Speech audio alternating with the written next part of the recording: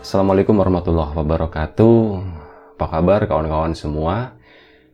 Ini untuk video di channel Riam Biru ya.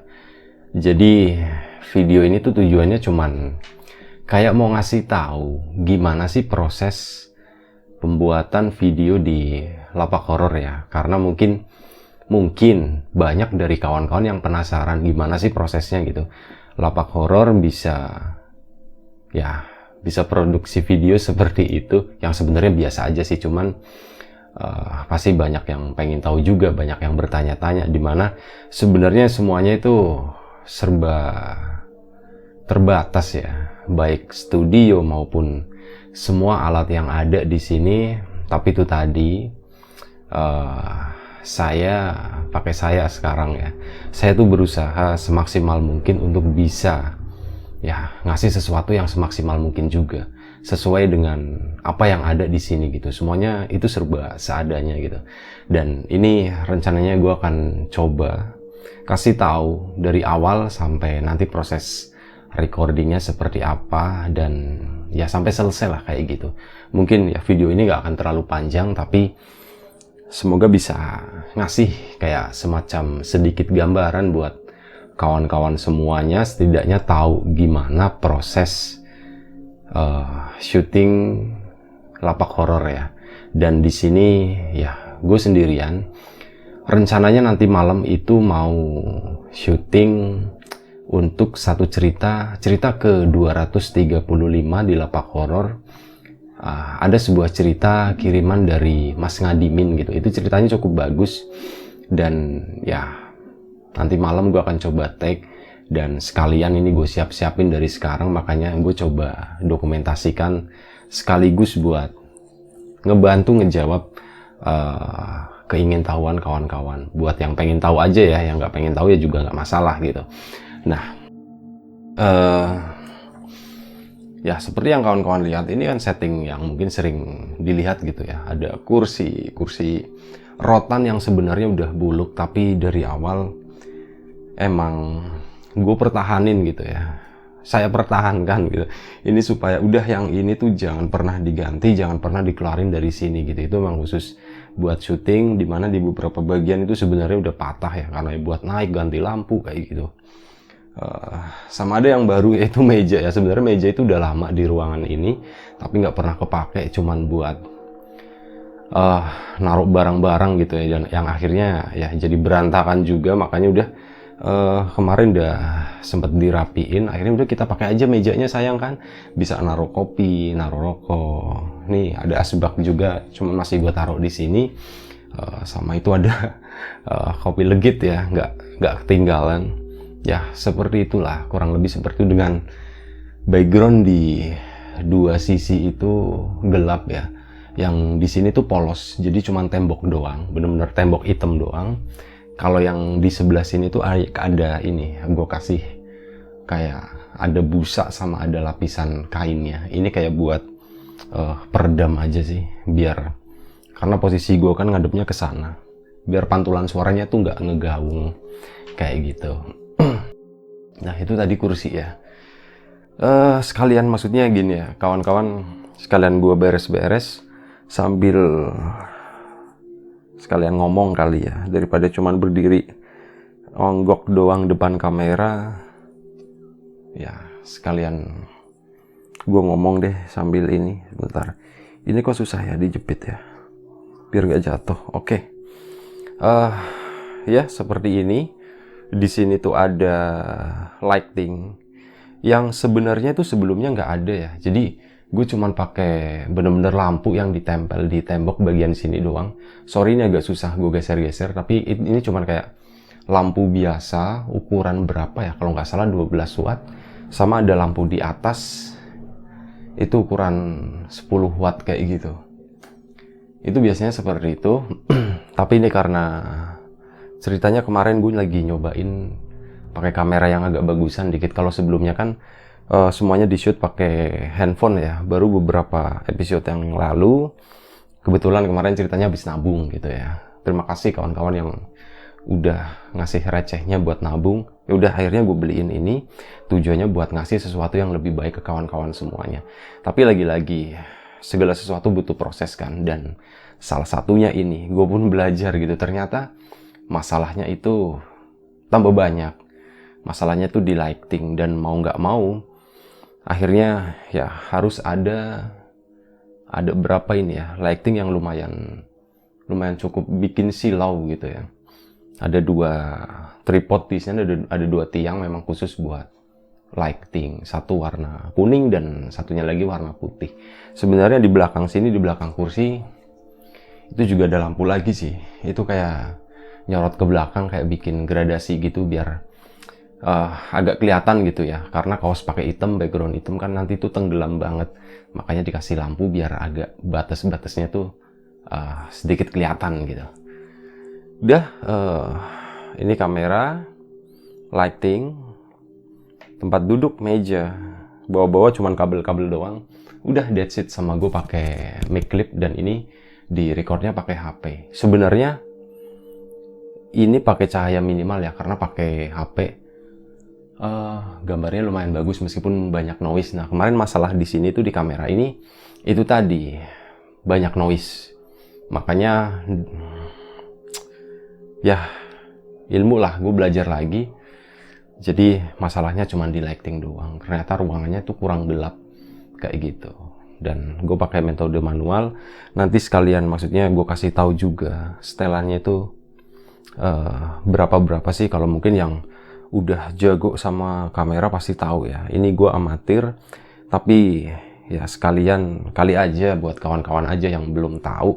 Jadi di sini tuh gue nggak usah sebut ya mereknya apa. Ini yang jelas bukan kamera mahal, tapi setidaknya lumayan lah, better lah dari cuman pakai kamera HP doang. Ini gue pakai shutternya tuh 1/30, diafragmanya itu 3.5 f/35, sama ISO-nya tuh pakai ISO 200. Itu kayak emang buat nge-shoot tempat yang gelap sih, kayak gitu, terutama yang backgroundnya itu hitam gitu. Itu emang tantangan banget ya.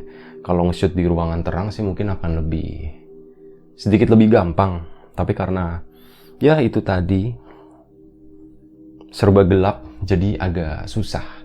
Nah, ini gue pakai kaos kebalik ya, sengaja gue balik biasa karena belum datang nih, kaos polos hitamnya belum datang. Jadi masih bertahan dengan kaos yang sengaja dibalik sebelum syuting. Oke, nanti gue kasih ini aja sekalian. Jadi emang rencananya mau ngetek kan, kasih preview buat kawan-kawan semua. Nah, ini biasanya ya begini ini nih. Gue duduk, saya duduk ya, jadi ganti saya gue. Nah, terus udah gini, silangin kaki gini. Dan ya udah, gue cerita gitu. Dimana di depan sana itu seperti yang udah kawan-kawan tahu, seperti yang udah pernah saya sampaikan juga, udah pernah gue sampaikan, gak enak pakai saya.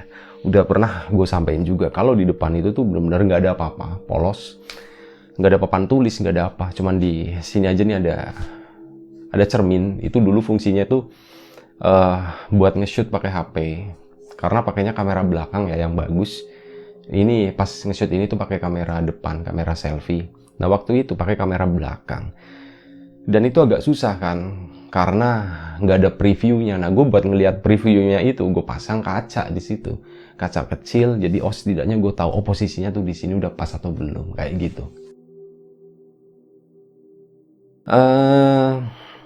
Apa tuh tadi bunyi nguk-nguk HP kayaknya. Nah, udah ini begini, dan biasanya gue ambil gitu ya dari posisi record, dan di situ gue akan coba mulai ngomong gitu. Nah, kita lihat aja langsung previewnya. Bener-bener gue ngambil ya, bentar. Ini mati ya. Oh, ternyata mati. Nah,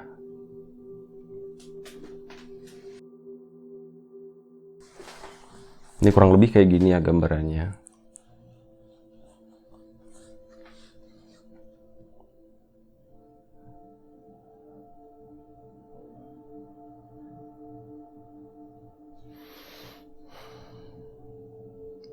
Ini adalah cerita ke 235 di Lapak Horor, dan kali ini masih ngebawain salah satu cerita dari kawan subscriber.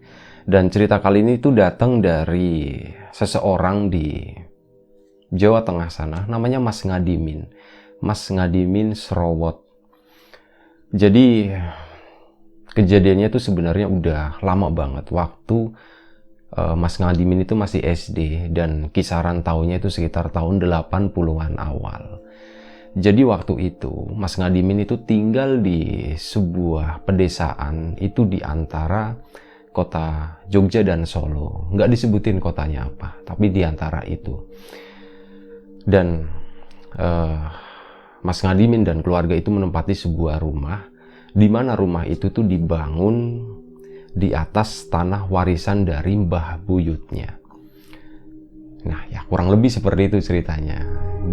Wah, kereta ternyata ini udah berarti udah jam 11 lewat 15 jam kereta lewat ya. Biasanya gue sebentar lagi jam segini tuh mau ngetek, tapi entah kenapa gue coba sih malam ini mau ngetek, tapi rasanya tuh capek banget. Dan terus terang cerita dari Mas Ngadimin ini termasuk lumayan cukup kompleks, dan kayaknya gue butuh perpanjangan waktu buat bisa memahami ceritanya dengan baik gitu. Kayak gitu biar ngebawainnya tuh enak, nggak ada kesan ngapalin atau apa gitu. Itu benar-benar meresap. Jadi gue kayaknya butuh beberapa kali baca lagi untuk bisa memahami semua itu. Nah, kurang lebih seperti itu. Jadi setelah selesai, ya udah kamera biasanya langsung gue stop ya recordnya, terus udah langsung gue matiin. Makanya mungkin kawan-kawan tuh lihat dari awal sampai akhir, jadi nekan tombol on sampai tombol matiin, itu semuanya lengkap ya. Seperti itu prosesnya, dan hampir nggak pernah ada cut. Kalaupun ada cut itu biasanya insiden, karena ternyata kamera itu ada batasnya. Recordnya itu maksimal cuma 30 menit. Itu harus benar-benar diakalin ya, kalau lebih dari 30 menit ya gimana caranya supaya itu bisa nyambung kayak gitu. Bahkan yang di HP pun sama, itu kalau nggak salah 23 atau 24 menit ya, itu tuh akan ke split filenya. Jadi akan putus dengan sendirinya, tapi itu akan continue, itu akan nyambung lagi kayak gitu. Itu sih mungkin itu aja ya. Setelah ini langsung gue transfer ke laptop. Nah, laptop tuh lokasinya tepat di bawah handphone ini. Ini meja kerja ya. Ini gue pakai tripod di atasnya. Sengaja ngambil lebih tinggi biar bisa kelihatan. Studionya tuh cuman kayak gini doang gitu. Ya, seadanya, terbatas gitu. Yang penting gue tetap bisa bercerita gitu, bisa tetap menghibur kawan-kawan semua yang ada di rumah yang memang suka dengan lapak horor, yang memang suka dengan cerita-cerita horor. Dan setelah proses itu gue biasanya langsung ngedit. Kan biasanya gue ngetek itu jam 11 lewat ya, antara jam 11 sampai jam 12 malam. Biasanya kalau udah jam 12 malam atau setengah 1 kelar ya, langsung gue pindahin. Nanti jam 1 itu gue mulai ngedit. Biasanya gue ngedit audio dulu sih.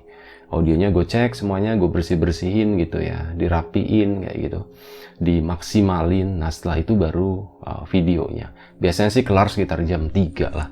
Kalau nggak jam 3 ya paling ketiduran gitu kan. Dan baru ngelanjutin itu paginya kayak gitu. Kurang lebih seperti itu prosesnya buat kawan-kawan yang pengen tahu aja gitu. Yang nggak pengen tahu juga nggak apa-apa sih. Ini cuman sharing informasi aja. Terima kasih buat kawan-kawan yang udah mau mampir di channel Riam Biru ini. Channel baru ya.